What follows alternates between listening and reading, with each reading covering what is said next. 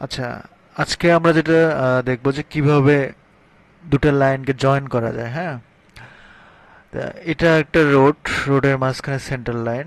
হ্যাঁ, কিন্তু এখানে আমরা দেখতে পাচ্ছি যে এই দুটো লাইনকে কিভাবে জয়েন করা যায় সেটা আমরা করবো আর কি। হ্যাঁ, যে দুটো লাইন এখনো জয়েন হয় নাই, কি করা যায়।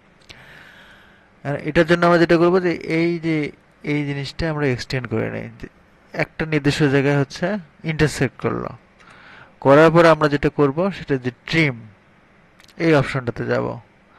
যাওয়ার পরে এই যে এক্সটেন্ড যেগুলো করছে ওগুলা ডিলিট করে দিলাম।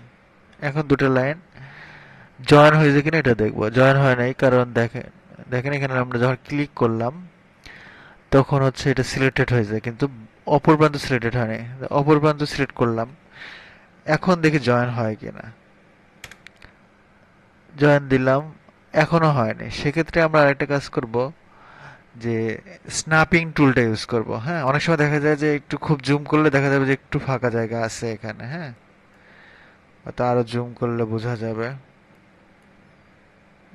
এটা যদিও যাচ্ছে না, এইটা দেখার জন্য আমরা স্ন্যাপিং টুল ওপেন করব। এই যে এইখানে দেখেন স্ন্যাপিং আছে, স্ন্যাপিং সেটিংসে যাব। যদি এটা অফ থাকে এটা অন করে নেব।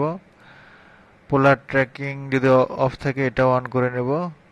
অবজেক্ট স্ন্যাপে গিয়ে এইটা যদি সবগুলো অফ থাকে, ক্লিয়ার অল, এটা সিলেক্ট অল করে নেব। ওকে।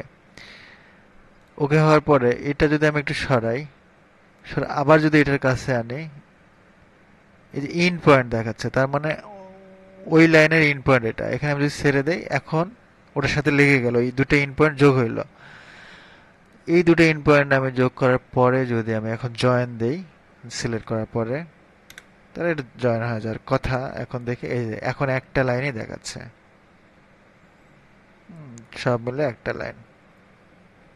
ধন্যবাদ, ভালো থাকবেন।